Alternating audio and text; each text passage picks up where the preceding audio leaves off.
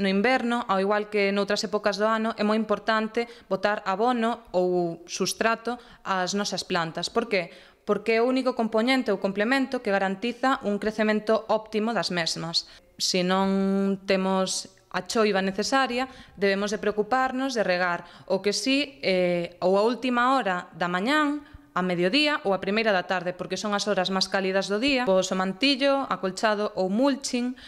É basicamente unha capa de distintos materiais que se utilizan para protexer o chan e facer que se manteña tamén certa humedade, non? Para protexer os cultivos hai distintas formas, quizáis a máis coñecida sexa a lona de plástico. Temos as garrafas de toda a vida que, recortándolle a parte de abaixo, podemos poñela encima da propia planta e, desenroscando o tapón, xa temos outra forma de protexelas das xeadas do inverno. Estas plagas que tanto nos afectaron na anterior estación do ano, no inverno ou se atopan hibernando ou simplemente desaparecen.